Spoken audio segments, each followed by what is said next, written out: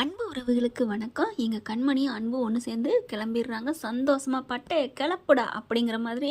ஆனால் இங்கே வெண்ணிலா என்ன பண்ணுது, நல்லா குளிச்சுட்டு வெள்ளை ட்ரெஸ் போட்டுக்கிட்டு அப்படியே வெள்ளை தாமரையில் வீற்றிருக்கும் சரஸ்வதி மாதிரி அழகாக அப்படி பொக்கை எடுத்துகிட்டு வராங்க. ஆனால் அன்பும் கண்மணியை கை கோத்து சந்தோஷமாக சகல மரியாதையோட தாம்பத்திய உறவு கொண்டாடுற அளவுக்கு நிற்கிறத பார்த்துட்டு அப்படியே செம்ம காண்டாய் தூக்கி போட்டு போயிடுறாங்க. ச்சே, என்ன இது, இவ்வளோ நாள் காத்திருந்தோம், இப்படி ஆயிடுச்சே அப்படிங்கிற மாதிரி. இங்கே பார்த்தா எல்லாம் சந்தோஷமாக வீட்டுக்கு வராங்க. ஆரத்தி எடுக்கிறது என்ன, அப்படி இப்படி அன்புக்கு நல்லா ஆயிடுச்சு. அதை விட அண்ணனும் அண்ணியும் ஒன்று சேர்ந்துட்டாங்கிறதுனால கார்த்திக் ரொம்ப துள்ளி குதிக்கிறாரு. பெரியம்மா அப்படின்னு சொல்லிட்டு வந்து ஓடி வந்து சொல்கிறாங்க, அண்ணனுக்கு நல்லா ஆயிடுச்சு, அதுக்கே இப்படி இப்படி குதிக்கிற, நல்லாண்ணா சந்தோஷம் தானே, அதுக்கு ஏன்டா அப்படிங்கிற மாதிரி பார்க்க, பெரியம்மா அண்ணனுக்கு நல்லா ஆயிடுச்சோ இல்லையோ, அதை விட அண்ணி நல்லாயிட்டாங்க. என்னடா சொல்கிற, அண்ணி நல்லாயிட்டாங்களா அப்படிங்கிற மாதிரி பாட்டி இப்படி குறுக்குறுன்னு பார்க்க, ஆமாம் அண்ணன் அண்ணியும் ஒன்று சேர்ந்துட்டாங்க, அண்ணி மனசு மாறிட்டாங்க, கண்மணி அண்ணி இனிமேல் அண்ணனை விட்டு போகவே மாட்டாங்க. என்ன அப்படிங்கிற மாதிரி பார்க்க, பெரியம்மா உங்களுக்கு புரியலையா, ஆஸ்பத்திரியில் நடந்தது தெரியுமா அப்படின்னு அப்படியே விஷுவலாக காமிக்கிறாங்க.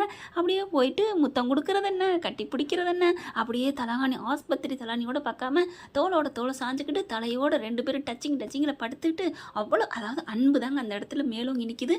அதை வெளியில் நின்று பார்க்குறாங்க பாருங்க. அந்த அன்புக்கு எல்லையே இல்லைன்னு தான் சொல்லணும். பாசம், அண்ணி ஒன்று சேர்ந்துட்டாங்க அப்படின்னா நினைக்கிறது நிறைய பேருக்கு மனசு வராது.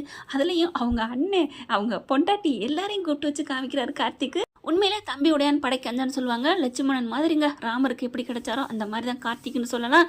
அடுத்து எல்லாத்துலேயும் சொன்னோன்னே பெரியம்மாவுக்கு சந்தோஷம். நிஜமாவா, இனிமே நான் ஏன் நடிக்கணும், எப்போ என் மருமகளும் மயனும் ஒன்று சேர்ந்துட்டாங்களா, நான் நடிக்க வேண்டிய அவசியம் இல்லை அப்படின்னு சொல்லிட்டு அப்படியே டமால்னு எந்திரிக்கிறாங்க. எந்திரிச்சோன்னே, என்னது மயூரி வந்து எந்திரிச்சிட்டியாம்மா, நல்லாயிடுச்சாம்மா அப்படின்னு சொல்ல எல்லாரும் சந்தோஷப்படுறாங்க. அப்படியே பார்க்குது ஸ்வேதா, இதைத்தான் நான் அன்னைக்கே சொன்னேனே, அவங்க இன்னைக்கு ஒன்றும் சௌரியமாகலை, அவங்க என்னைக்கோ ஆயிட்டாங்க, இப்போ தான் மனசு வந்திருக்கு, ஏன்னா மருமக மனசு மாறிட்டாலாம் அப்படின்னு ஸ்வேதா சொல்ல உடனே மாமியார் பார்க்குறாங்க. என்ன சிவகாமி, என்ன நடக்குதுங்க, அத்தை என்னை மன்னிச்சிருங்க, அத்தை மீனா மாதிரி விஜயாட்ட கேட்கும் இல்லையா சிறுகடி காசையில், அந்த மாதிரி என்னை மன்னிச்சிருங்க, எல்லாரும் என்னை மன்னிச்சிருங்க, கண்மணி இங்கே வா அப்படிங்கிற கிட்டக்க வராங்க. என்னை மன்னிச்சிரு தாயி, நான் எனக்கு நல்லா ஆயிடுச்சுமா. நல்லா ஆயிடுச்சா, எப்போ அத்தை, எனக்கு எப்போவும் ஆயிடுச்சுமா, எப்போனா நீ கீழே விழுந்த பார்த்தியா, அப்போ தாம்மா என் மனசு கேட்காம ஆர்வத்தில் எந்திரிச்சிட்டேன், அதுக்கப்புறம் ஆளுகள்லாம் வரவும் டக்குன்னு போய் உட்காந்துக்கிட்டேன், நான் எந்திரிச்சு என்ன பண்ண போகிறோம் அப்படிங்கிறத விட நீ விட்டுட்டு போயிடுவியேன்னு பயத்தில் தாம்மா என் பிள்ளைய நீ ஒன்று சேரணுமா, அதுக்காகத்தாம்மா அப்படி இருந்தேன், இப்போ நீங்கள் ரெண்டு பேரும் ஒன்று சேர்ந்துட்டீங்க, இனிமேல் நாடகத்தை அரங்கேற்றணும், அதனால தான் நான் கலைச்சிட்டேன் அப்படின்னு சொல்ல, அத்தை அப்படின்னு சொல்லிட்டு அப்படியே கட்டி பிடிக்கிறாங்க. எங்களை விட்டுட்டு போயிட மாட்டிய கண்மணி, அத்தை நான் ஏன் அத்தை போகிறேன், நான் அன்பு நல்லா புரிஞ்சுக்கிட்டேன் அத்தை அப்படிங்கிறாங்க. மாமியாக்காரி வந்து, என்ன சிவகாமி நாடகம் ஆடி இருக்கிற, உனக்கு போய் இறக்கம் பார்த்தேன் பாரு, போய் சி இப்படி ஒரு நாடகக்காரியா நீ அப்படின்னு சொல்ல, அது சரி நீ சேர்ந்துருக்க இவளுக்கெல்லாம் யார் ஒருத்தி, இந்த மாதிரி தெருவில் போகிறது வர்றது தானே, அதுகளோட சேர்ந்த அந்த புத்தி தானே உனக்கு வரும் அப்படின்னு சொன்ன கையோட பாட்டி அப்படின்னு கத்துறாரு. அவ்வளோதான் உங்களுக்கு லிமிட்டு அப்படின்ட்டு, என்னடா ரொம்ப பேசுகிற, நான் இல்லாமல் நீங்கள் வந்துட்டீங்களோ, ஆமாம் பாட்டி நீங்கள் இல்லாமல் அப்பா வரல தான், அது ஏன்னா ஓகே தான், நீங்கள் இல்லாமல் அப்பா வந்தாங்களா, இல்லைடா அப்புறம் என்ன, அதே மாதிரி தான் எங்கள் அம்மா இல்லாமல் நான் இல்லையே, அது எப்படிடா, என்ன அது எப்படி, உங்களுக்கு உங்கள் பையன் முக்கியம்னா அப்போ உங்கள் மாமியார் என்ன நினச்சிருப்பாங்க, அவங்களால தான் உங்கள் புருஷன் வந்தாருன்னு சொன்னால் என்ன பண்ணுவீங்க அப்படிங்கிற ஆடி போய் நிற்கிறாங்க பாட்டி. அதுக்கப்புறம் அன்பு என்ன பண்ணுறாங்க, இது அம்மா மட்டும் நடிக்கலை எனக்கும் தெரியும் அப்படின்னு எல்லாரும் பார்க்குறாங்க. என்னது, ஆமாம் எங்கள் அம்மா என்கிட்ட எப்போ உண்மையை சொல்லிட்டாளா அப்படிங்கிற மாதிரி பார்க்குறாங்க பாட்டி. அப்புறமா எல்லாரும் மன்னிச்சுக்கோங்க எனக்கும் தெரியும், என்னது, ஆமாம் பிக் மம்மி என்னைக்கோ சௌரியமானதை என்கிட்ட தான் சொன்னாங்க. என்னது அப்படின்னு செம்ம காண்டாறாங்க மயூரி வெண்ணிலா எல்லாரும். எனக்கும் தெரியும் பவித்ரா சொல்ல, எனக்கும் தெரியும்னு சொல்லிட்டு எல்லாரும் ஆளாளுக்கு சொல்லவும் செம்ம காண்டாகிறாங்க. அடுத்து கண்மணி மட்டும், நான் எதுக்குமே வருத்தப்படலை அத்தை அப்படிங்கிறாங்க. ஏம்மா நீ போயிடாதம்மா, நீ போக மாட்டேன்னு தெரிஞ்சதுனால தான் இப்படி சொல்லியிருக்கேன், பரவாயில்ல அத்தை, நீங்கள் என்ன அந்த ஆண்டவனே வந்து சொன்னாலும் நான் இந்த வீட்டை விட்டு போக மாட்டேன், எவ்வளோ சரி, என் அன்பு தான் எனக்கு புரிசேன், இந்த வீடு தான் எனக்கு உயிர் உள்ள வரைக்கும் அப்படின்னு சொல்ல வெண்ணிலா பக்கத்தில் வராங்க. என்ன கண்மணி ரொம்ப ஓவராக புதுசாக பேசுகிற, உன்னை இங்கே இருக்க வைக்கிறங்கிற கண்டியே அன்பு நடிச்சிருக்காரு, ஓ மாமியாலும் அதே மாதிரி தான் நடிச்சிருக்காங்க, நீ நம்பிக்கிட்டு இருக்கியா அப்படின்னு சொல்ல, வாயை மூடுறியா, எனக்கு தெரியும் யார் எப்படின்ட்டு, அதனால் போ, உன்னை பற்றி எனக்கு தெரியாது, என்னடி உன் ஃப்ரெண்டடினா, என்னை தாண்டி உன் புருஷன் விரும்பினா நடிக்கிறாண்டே, வாயை மூடுறியா அப்படின்னு கையை ஓங்கிடுறாங்க அடிக்கிறதுக்கு. ச்சே உன்னை தொட்டா கூட எனக்கு பாவண்டி, நீலாம் என்ன ஜென்மம் அப்படின்னு சொல்லிட்டு, அத்தை வாங்க அத்தை அப்படிங்கல, இன்னும் ஏம்மா நான் சேரில் உட்காரணும், நான் எந்திரிச்சுக்கிறேன், எனக்கு தான் நல்லாயிருச்சு. ஐயோ சாரி அத்தை, நான் பழக்க தோசையில் கூப்பிட்டேன், வாங்க வாங்க, முதல்ல அன்பு வந்து நல்லபடியாக கவனிக்கணும் அப்படின்னு அன்புவை இங்கிட்டு அம்மாவும் இங்கிட்டு பொண்டாட்டியும் கூட்டிக்கிட்டு ரூம்குள்ளே போகிறாங்க. சிவகாமி என்ன பண்ணுறாங்க, உண்மையை சொல்லுவோமா வேணாமா, இந்த வெண்ணிலா தான் இந்த மாதிரி போட்டு தள்ள திட்டம் போட்டா, அதனால தான் நான் இப்படி ஆகிட்டேன்னு சொல்லுவோமா வேணாமான்னு நினைக்கிறாங்க. ஆனால் சொல்ல முடியல. அன்பும் கண்மணி ஏதாவது பண்ணிட்டாங்கன்னா அதனால் மனசு கேட்கல. ஆனாலும் மறுபடியும் அவளுக்கால இவங்க என் பிள்ளைகளுக்கு ஆபத்து வந்துருமோ, நான் சொன்னா தானே இவங்க உஷாராக இருப்பாங்கன்னு நினைக்கிறாங்க. ஆனால் சொல்ல முடியல. கண்மணி பார்க்குறாங்க, என்னத்தை ஏதோ சொல்ல நினைக்கிறீங்க சொல்லுங்க அப்படிங்கிறாங்க. ஒன்றும் இல்லைம்மா அப்படிங்கிறாங்களா.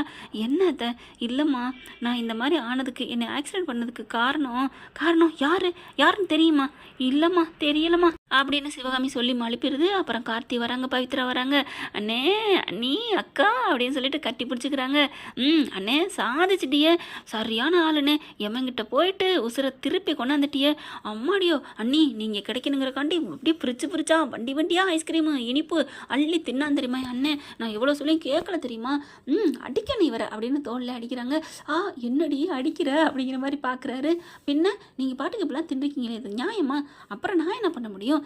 என் அன்பான என் பொண்டாட்டி என்ன புரிஞ்சுக்காட்டி நான் என்ன பண்ண முடியும்? சிவகாமியை பார்க்குறாங்க. ஆமாடா, நானும் தான் கோவிச்சுக்கிட்டேன். நீ ஏன்டா இப்படிலாம் பண்ண?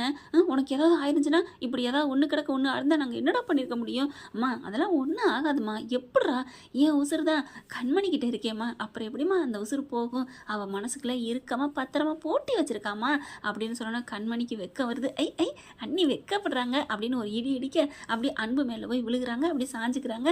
உடனே சிவகாமி வந்து அப்படியே வெக்கப்படுது, கார்த்தி வெக்கப்படுறாங்க. ஆனால் இவங்க ரெண்டு பேரும் வெக்கமெல்லாம் படலைங்க, இருக்கி அப்படியே கட்டி பிடிச்சிக்கிறாங்க. அடுத்த நாளில் மறுநாளில் நல்லா ஆயிடுதுங்க. அன்பு கொஞ்சம் கொஞ்சமாக ரெக்கவர் ஆயிடுறாரு. கண்மணி நல்லா பார்த்து செய்கிறாங்க. அப்போ அவங்க அம்மா ஃபோன் பண்ணுறாங்க கண்மணிக்கு. ஃபோன் பண்ணிவிட்டு, என்னம்மா என்ன விஷயம் அப்படிங்கல. இல்லை கண்மணி, இந்த மாதிரி உன்ட்ட ஒரு விஷயம் பேசணும் வர்றியா அப்படின்னு கேட்க, எங்கே இந்த மாதிரி கோயிலுக்கு வா அப்படிங்கிறாங்க.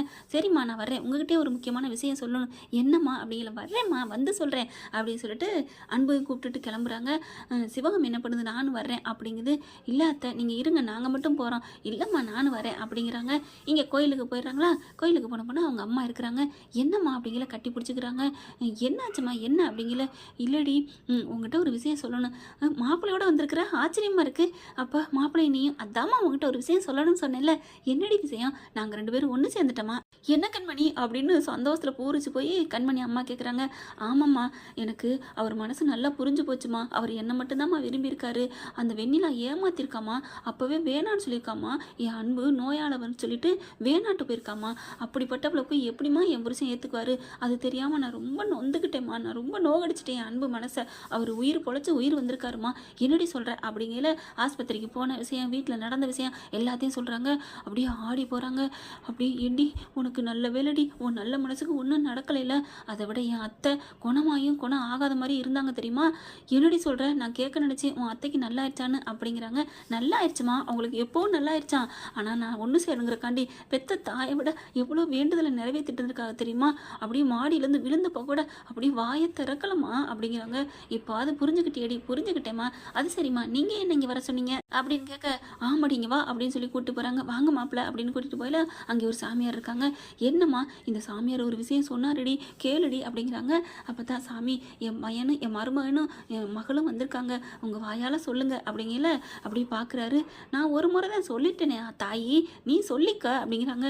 இல்லை எனக்கு எப்படி சொல்கிறதுனே எனக்கு தெரியல, அதான் அவங்க கதரை கேட்கணும் உங்களை கூப்பிட்டேன், நீங்களே சொல்லுங்கள் அப்படின்னு சொல்ல. அப்போ தான் சொல்கிறாரு கண்மணியை பார்த்து, இப்போ ஒன்றும் நல்லதாக தாம்மா போயிட்டுருக்கு, இப்போ ஒன்றும் பிரச்சனை இல்லை. உன் வாழ்க்கையில் கருமூட்டமாக மூடி இருந்த மேகம்லாம் விலகி போச்சுமா, நீ நல்லா தான் இருக்க போகிற அப்படிங்கிறாங்க. ஆனாலும் ஒரு உன்னை அச்சறுத்துற ஒரு சம்பவம் உனக்கு நடக்க இருக்குமா. ஏற்கனவே ஒன்று நடந்து முடிஞ்சிருச்சு. ஆனாலும் உன்னை சுற்றி வட்ட வளையம் கெட்ட வளையம் சுற்றிக்கிட்டே இருக்குமா, அதுலேருந்து நீ காப்பாற்றிக்கமா அப்படிங்கிறாங்க. என்ன சாமி சொல்கிறீங்க அப்படிங்கிறாங்க. ஆமாம், உனக்கு உயிருக்கு ஆபத்து இருக்குது. ஏற்கனவே உனக்கு போட்ட வலையில் உன் தாய் உன்னை காப்பாற்றிட்டா அப்படிங்கும். என் தாயா அப்படிங்கிறதில்ல, உனக்கு யாரெல்லாம் தாயா நினைக்கிறியோ அதுதான் உன் உயிரை காப்பாற்றினது. அதை தாய்கிட்ட போய் உண்மையை கேளு, அவள் எல்லாம் மறைஞ்சிருந்த ரகசியத்தெல்லாம் சொல்லுவா. என்கிட்ட வந்திருக்கியம்மா அப்படின்னு அந்த சாமியார் சொல்கிறாங்க. அப்படின்னு கண்மணியும் அன்பும் அப்படி பார்க்குறாங்க. என்னங்க ஏற்கனவே எனக்கு ஒரு இது நடந்துச்சா, இப்போ மறுபடியும் நடக்க போகுதுங்கிறாங்க, உஷாராக இருந்துக்கணும்னு சொல்லிட்டு போகிறாரு, ஒன்றுமே புரியலையே அப்படிங்கிறாங்க. தாய்கிட்ட கேட்கணும்னா, அம்மா எனக்கு நீ தான் அம்மா, எனக்கு என்னம்மா கெடுதல் நடந்துச்சு, என்னடி உனக்கு கெடுதல் நடக்குது, எதுவுமே இல்லடி, நீ வீட்டுக்கு வந்தது தான் கெடுதல், அது முடிஞ்சு போச்சு, இப்போ என்ன அப்படிங்கல. இல்லையே எனக்கு வந்து ஆபத்தை என் தாய்க்கு எடுத்து காப்பாற்றிட்டான்னு சொன்னாங்களே, என்ன எப்பம்மா நீ காப்பாற்றின, ஒன்றும் புரியலேடி அப்படிங்கல. அப்போ தாயா நினைக்கிறது, அம்மா என் அத்தைம்மா, அப்போ அத்தைக்கு என்னை காப்பாற்றி அவங்களுக்கு நடந்தது இல்லைம்மா, நான் போய் அத்தைகிட்ட கேட்டுக்கிறேம்மா, நான் அதான் சொன்னாங்கல்ல அத்தைகிட்ட கேளு, நான் போய் அத்தைகிட்ட கேட்குறேன் அப்படின்னு சொல்லிட்டு, அன்பு வாங்க அன்பு அப்படிங்கிறாங்க. சரிடி வந்துட்டு சாமி கும்பிட்டு போகலாம் அப்படின்னு சாமி கும்பிட்றாங்க. சாமி கும்பிடையில என் அத்தைக்கு என் வீட்டுக்காருக்கு என் குடும்பத்தை சேர்ந்த எல்லாருமே நல்லா இருக்கணும் அப்படின்னு கடவுளை கண்மணி வேண்டிட்டு போகிறாங்க. ஓகே ஃப்ரெண்ட், பார்க்கலாம் என்ன நடக்க போகுதுன்னு. இதன் தொடர்ச்சி அடுத்த பகுதியில். இந்த பகுதி உங்களுக்கு பிடிச்சிருந்துச்சுன்னா உங்கள் பொண்ணான கையிலோ லைக்கை போட்டு சப்ஸ்கிரைப் பண்ணிடுங்க. Thank you friend. லைக் பண்ணுங்க. இன்னும் அப்டேட்ஸ்க்காக சேனலை சப்ஸ்கிரைப் பண்ண மறக்காதீங்க. நம்ம கிட்ட இருக்க எல்லா சேனல்ஸோட லேட்டஸ்ட் வீடியோ அப்டேட்ஸ்க்காக மேல ரைட் சைடுல காட்டுற லிங்கை கிளிக் பண்ணி வாட்ஸ்அப் குரூப்ல ஜாயின் பண்ணுங்க. உங்களிடம் விடைபெறுவது நான் உங்கள் மெஹர்.